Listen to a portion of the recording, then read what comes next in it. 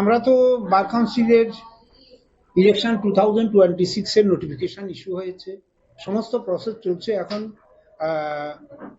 Nomination paper জমা দেওয়া চলছে। তো এবার একটু আমাদের যে bar council of India rules অনুযায়ী যে নমিনেশন পেপারের জন্য 1,25,000 টাকা করে এটা নমিনেশন পেপারের জন্য জমা দিতে হয়। হ্যাঁ, ফিস, এটা ফিস হিসেবে। তো সে টাকা জমা দিয়ে বা ড্রাফট জমা দিয়ে এ পর্যন্ত 17 জন লার্নেড অ্যাডভোকেট নমিনেশন পেপার নিয়ে গেছেন। এদের মধ্যে এখন জমা দেওয়া চলছে। আজকে যে কোনো সময় জমা দিতে পারবেন, বিকাল পর্যন্ত জমা দেওয়া, 4টা পর্যন্ত জমা চলবে। তারপরে এবার এটা স্ক্রুটিনি হবে। আগামী 14 তারিখে, ফেব্রুয়ারি 14 তারিখে ইলেকশন হবে।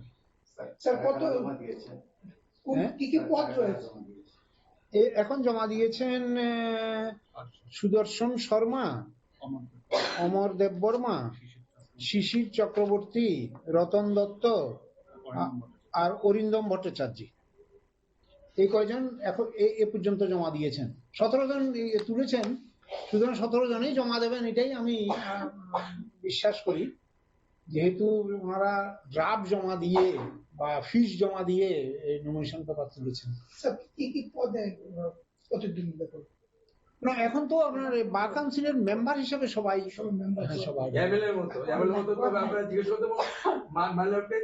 কতটা পোস্টে ইলেকশন হচ্ছে, কতটা পোস্ট, 14টা পোস্ট। আর যে ফিটা নেওয়া হয়েছে এটা কি রিটার্ন করা হবে না? এটা নন রিফান্ড। এটা নন রিফান্ড। ওই ডিস্ট্রিক্ট বারের একটা মামলা চলছে। ওনারা বলেছেন আমাকে, আমি জানি না যে ওনার বিরুদ্ধে কোনো মামলা আছে কিনা বা কি আসল বিষয়ে জানা ছিল না। সেটা দেখছি, আমি দেখবো সেটা। এটা দেখছি, আমি দেখাচ্ছি ওনাকে, দেখাবো। এটা আমার নলেজে ছিল না। লার্নেড মিডিয়া ফ্রেন্ড, আজকে আমাদের নমিনেশন জমা দেওয়ার ডেট। আমাদের বিজেপির প্যানেল থেকে টোটাল 9 জন, এর মধ্যে আমরা 9 জনই আজকে নমিনেশন জমা দেব। আমি অলরেডি জমা দিয়েছি, আর আমার আগের কমিটির সুদর্শন শর্মাও জমা দিয়েছে। এবার যে ইলেকশন, বার কাউন্সিল ইলেকশন, এটা 14 ফেব্রুয়ারি হবে 2026। আর এই ইলেকশনের টোটাল ক্যান্ডিডেট 17 যারা নমিনেশন তুলেছেন। এই 17 যদি জমা পড়ে তাহলে ইলেকশন অবশ্যই হবে। আর ইলেকশন, আমি গতবারের চেয়ারম্যান, আমি বর্তমানেও চেয়ারম্যান আছি, কিন্তু আমি এবার শিওর বিশ্বাস করি আমাদের 9 জন ক্যান্ডিডেট জিতবে। এবং আমাদের ক্যান্ডিডেটের সেট আপটা খুব ভালো সেট আপ হয়েছে, এবং আমরা গতবার অনেক কাজ করেছি। কাজের নিরিখে আমরা এবার ভোট পাবো। এবং এনরোলমেন্ট যেটা অ্যাডভোকেট, আমাদের বার কাউন্সিলের যেটা মেইন ডিউটি এনরোলমেন্ট দেওয়া, এটা আমাদের উইদাউট লস অফ টাইম। কোনো স্টুডেন্ট যারা ল পাস করেছে এসে যে ঘুরতে হবে, কোনো কারণে দেরি হবে, কারোকে পার্সু করতে হবে, এরকম কোনো কিছু হয়নি। আমরা যত তাড়াতাড়ি সম্ভব আমরা তাদেরকে এনরোলমেন্ট দিয়েছি, যারা নিউকমার তাদেরকে, এবং তারা এখন প্র্যাকটিস করছে। অনেকে এনরোলমেন্ট পেয়ে আবার বারে আমাদের ভোটার লিস্টে নাম উঠেছে, কেউ ভোট দেবে, কেউ প্র্যাকটিস করছে। এটাই আমার খুশি যে আমি 1000-এর উপরে আমার পিরিয়ডে আমি এনরোলমেন্ট দিয়েছি, তারা অ্যাডভোকেট হয়েছে। সুতরাং আমি ভেরি মাচ হোপফুল যে আমাদের যে প্যানেল, আমরা প্রচুর ভোট পাবো, এবং ভোট পেয়ে আমরা সাকসেসফুলি আবার আমাদের ত্রিপুরা বার কাউন্সিল আমরা গঠন করবো। আপনাদের তরফে কারা কারা প্রার্থী? আমাদের তরফে আমি নিজে রতন দত্ত, আমি চেয়ারম্যান বার কাউন্সিলের।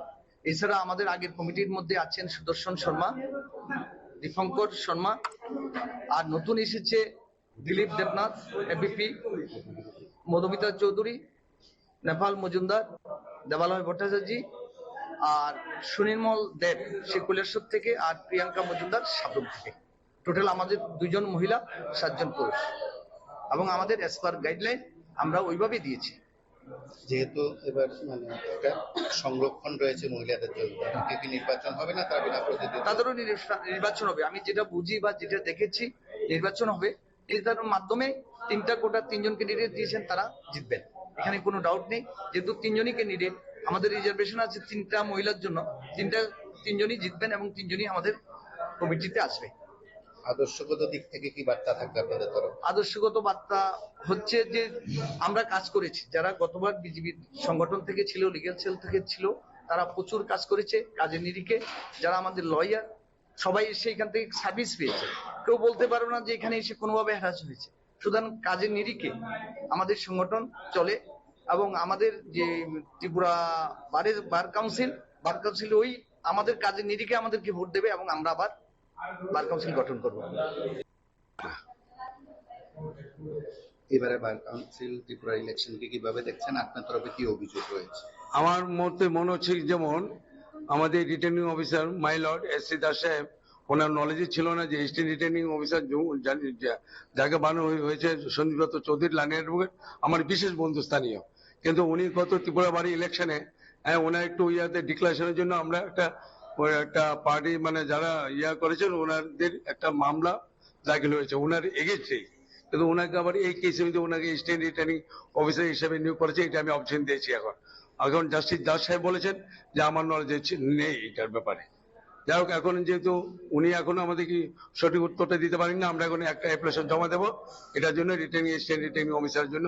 উনি নিরপেক্ষ না, কারণ যেহেতু উনি আমার বিশেষ বন্ধু, বারবার বলছে বিশেষ বন্ধু উনি আমার এবং আত্মীয় মধ্যে পড়ে।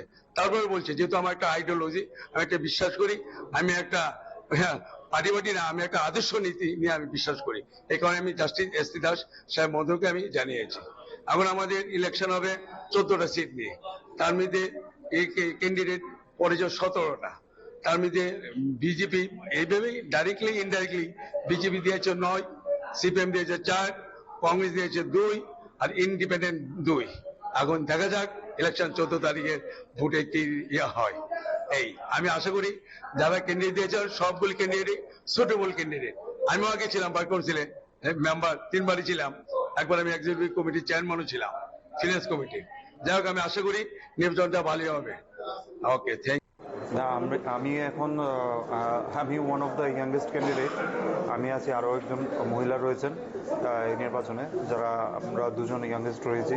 তো এখানে আমরা চাই যে এখন নতুনভাবে বার কাউন্সিলে আমরা যদি জয়ী হই, যে আমাদের যে লার্নেড অ্যাডভোকেটস যারা রয়েছে তাদের স্বার্থে, তাদের ডিগনিটি রক্ষার ক্ষেত্রে যে আমরা ডিসিপ্লিন হয়ে সবাই আমরা ভোটের পরে জয়ী হলে, জয়লাভ করলে যাতে বারের সব ডিসিপ্লিন গাইডলাইন মেনে, প্রোটোকল মেনে সব কিছু করা হয় এবং উকিলদের সর্বোচ্চ তাদের ডিগনিটি, লার্নার অ্যাডভোকেটসদের ডিগনিটি রক্ষার জন্য এই নির্বাচনের লড়াই।